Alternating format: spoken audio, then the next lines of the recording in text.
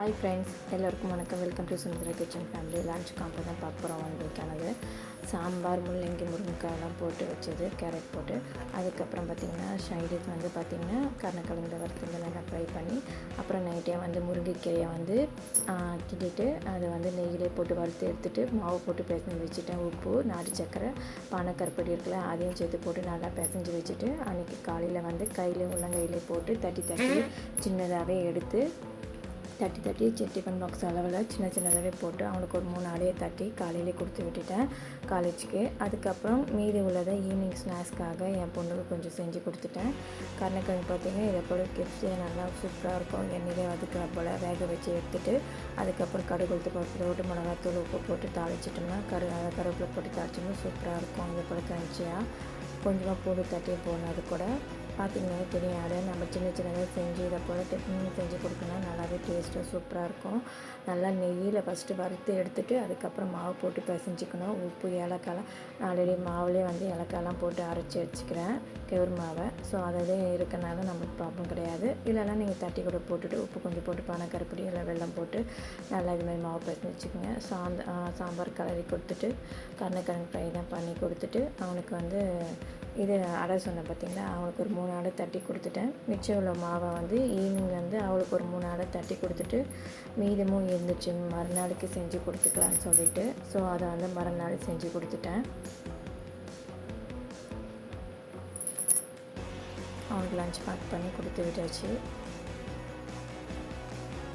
Evening snacks செஞ்சேன் பார்த்திங்களா, அது அவளுக்காக 3 அடை கேட்டிருந்தேன். அவளுக்கு ஒரு 3 அடை கொடுத்துட்டு நான் ஒரு அடை இருக்கும் நான் சாப்பிட்டுட்டேன். மிச்சம் உள்ளதை எங்கள் மாமியாருக்கு 2 செஞ்சு கொடுத்துட்டேன்.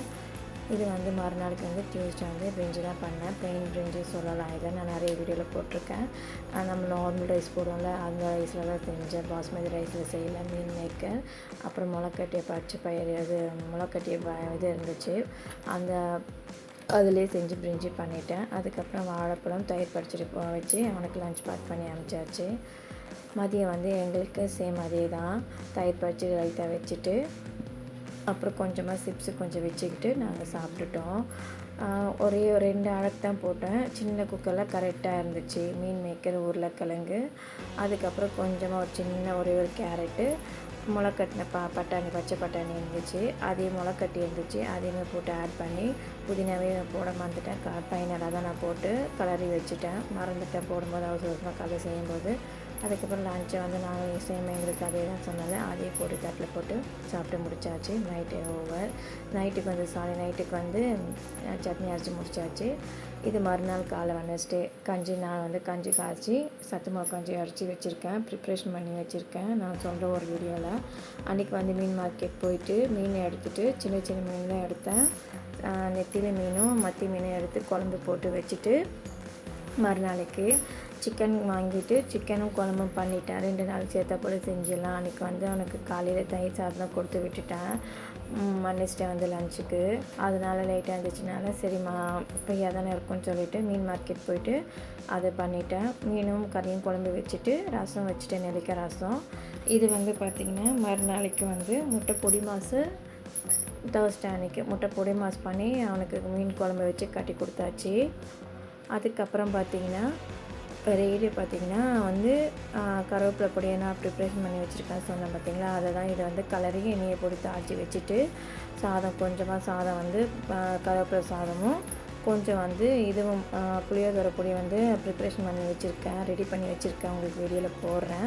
ஸோ அதுவுமே சூப்பராக இருக்கும். கோயில் கொடுக்குறோம் பார்த்திங்களா, அதை போல் இருக்கும். இந்த புளியோதரை பார்த்திங்கன்னா உண்மையிலே செம்ம டேஸ்ட்டாக இருந்துச்சு. இது நான் வீடியோ போடணும், உங்களுக்கு லென்த்தாக இருக்கனால எடிட் பண்ண டைம் இல்லை. ஸோ இதுவுமே செம்ம டேஸ்ட்டில் இருந்துச்சு. இது பார்த்திங்கன்னா அதுவுமே எடுத்து கலரி கொடுத்தேன். அவனுக்கு வந்து கருவேப்பிலை சாதம் தான் அவனுக்கு கலரி கொடுத்தேன் காலேஜுக்கு. அதுக்கப்புறம் சைடு சிப்ஸ் வச்சு கொடுத்தாச்சு. நாங்கள் லஞ்சுக்குமே இது தான் சாப்பிட்டோம். புளியோதரை பொடி யாருக்கு வேணுமோ அவங்க கலந்துட்டாங்க. அப்புறம் வந்து நான் 2 ரைஸுமே நாங்கள் கலந்துட்டோம். நைட் டின்னர் பார்த்திங்கன்னா வேர்க்கடலை சட்னி தான். இது வந்து தண்ணி சட்னி வச்சுருந்தேன் அன்றைக்கி நைட்டு. ஸோ அது வந்து இது தண்ணி சட்னி தான், வேர்க்கடலை உடச்சக்கடலை போட்டு ஒரு வீடியோவில் போட்டிருப்பேன். மறுநாளைக்கு பார்த்திங்கன்னா சாட்டர்டே வந்து இது தான் பண்ணியிருந்தேன். உருளைக்காய் ஃப்ரெஞ்ச் ஃப்ரைமே பண்ணிவிட்டு மணத்தக்காளி பருப்பு போட்டு கடையில் போட்டு கீரை குழம்பு, அது பருப்பு கீரை குழம்பு சொல்லுவோம். அது மணத்தக்காளி டேஸ்ட்டாக இருக்குது. சிறுபருப்பு துவரம்பருப்புலாம் போட்டு நல்லா வதக்கிட்டு குழம்பு வச்சோம்னா சூப்பராக இருக்கும். பருப்புலேயே நம்ம பண்ணோம்னா கசப்பு தன்மையே இருக்காது.